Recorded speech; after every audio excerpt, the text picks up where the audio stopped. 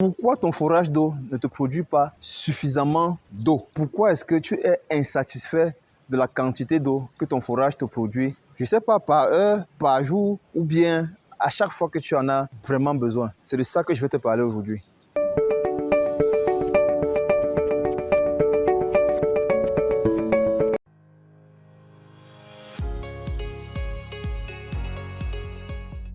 Vous souhaitez augmenter vos revenus, avoir une nouvelle source de revenus passifs. Saisissez cette opportunité que vous offre OP pour tous en Afrique d'être actionnaire ou investisseur et vous faire du gros argent, jusqu'à 30% de retour sur investissement grâce à l'acquisition d'un nouvel atelier de forage qui permettra de réaliser plus de forage et absorber les coûts de sous-traitance.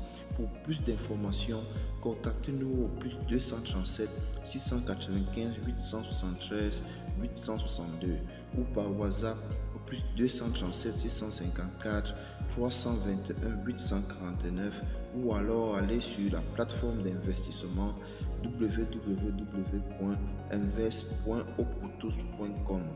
Investir dans le forage d'eau, c'est sauver des vies. Bonjour les amis et bienvenue dans la chaîne des donneurs de vie OP pour tous en Afrique. Très ravi pour moi, c'est un honneur de partager avec toi aujourd'hui une nouvelle pépite qui va te permettre de créer facilement ta source de vie, pas cher et surtout sans difficulté. Je suis Constantin Salognan, promoteur et chef d'entreprise. Si tu te sens insatisfait du rendement de ton forage, cette vidéo est faite pour toi. Nombreux sont les clients qui nous contactent et qui nous disent vraiment j'ai fait un forage là, mais la quantité d'eau que ce forage me fournit ne me satisfait pas. Je ne sais pas si on avait bien fait le forage. J'aimerais que vous veniez un peu voir s'il y a une solution. C'est ça.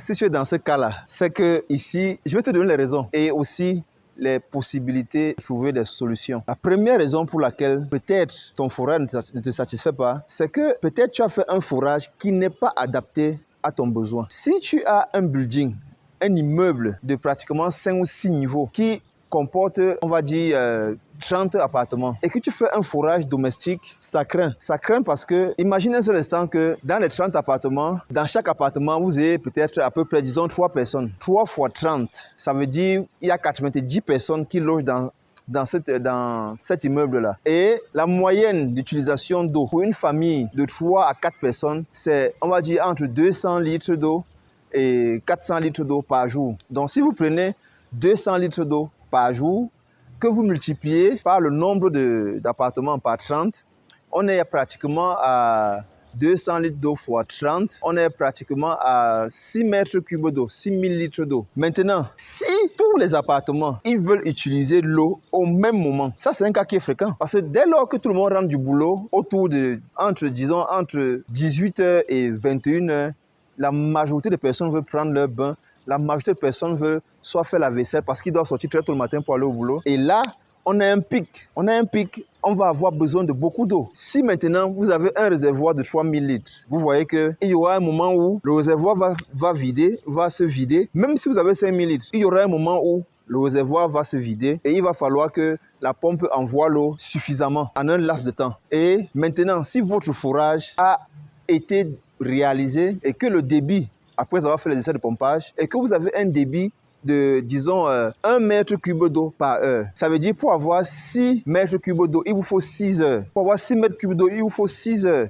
Et là maintenant, là présentement, à ce moment-là, votre immeuble sera en manque d'eau. Votre immeuble sera en manque d'eau. Ça ne veut pas dire que votre forage n'a pas été bien fait. Non, votre forage a été bien exécuté, mais seulement la quantité d'eau que vous avez besoin à ce moment ponctuel, le forage ne peut pas ravitailler. Ça, c'est d'un. C'est-à-dire quoi?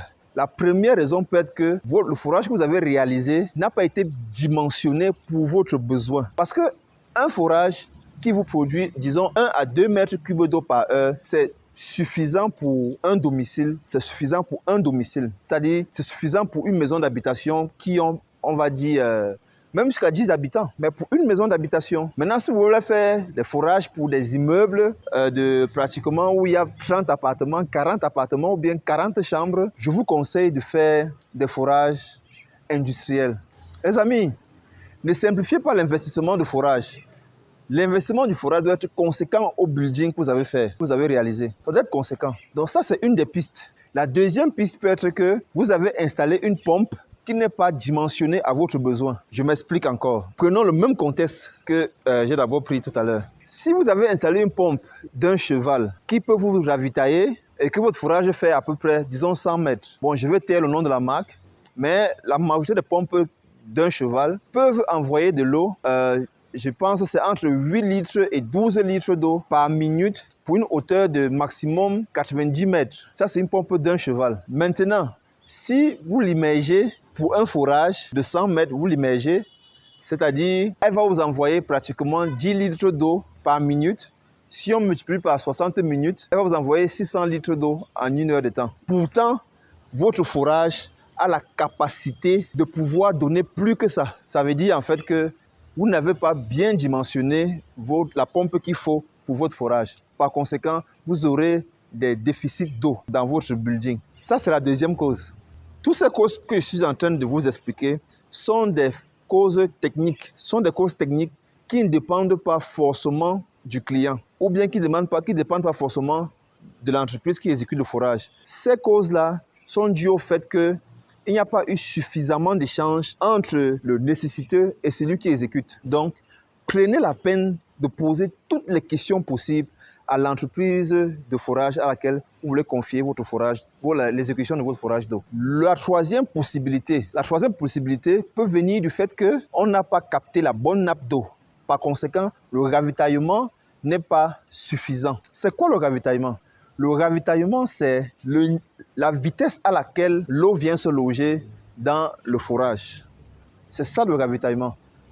Parce que lorsque la pompe absorbe de l'eau, il faudrait que la vitesse à laquelle l'eau vient remplir le trou, le forage, soit aussi importante que la vitesse à laquelle la pompe enlève de l'eau, pour que la pompe ne se retrouve pas à un moment sans, c'est-à-dire ne se retrouve pas à un moment sans eau en fait, où elle va tirer et il n'y aura rien. Parce que la vitesse de ravitaillement de votre forage n'est pas importante. Elle doit être supérieure à la vitesse de la pompe, la vitesse à laquelle la pompe absorbe l'eau. Ça, c'est un troisième critère. Le quatrième critère peut être dû au fait que vos crépines, c'est-à-dire quoi? C'est-à-dire, d'habitude, votre forage là vous donne satisfaction. D'habitude, l'eau coule normalement avec le débit que vous voulez. Vous avez la quantité d'eau que vous voulez. Mais pourquoi est-ce que maintenant, je n'ai plus beaucoup d'eau? Cela peut être dû au fait que les crépines sont bouchées. Si vos crépines sont bouchées, les crépines, c'est les voies par lesquelles l'eau passe pour pouvoir se loger dans le forage. Et ces voies-là sont des traits qui sont exécutés sur des tuyaux. C'est par là que l'eau passe pour se loger dans le forage. Donc, si vos crépines sont bouchées, et cela est souvent dû à quoi? Cela est souvent dû au fait que le forage a mis beaucoup de temps sans être nettoyé. C'est pour ça que nous avons enregistré pour vous une vidéo qui va vous aider à pouvoir vous décider à quel moment est-ce que je dois exécuter mon forage. Cependant, il est conseillé, je vous le conseille, et c'est un service que nous proposons déjà.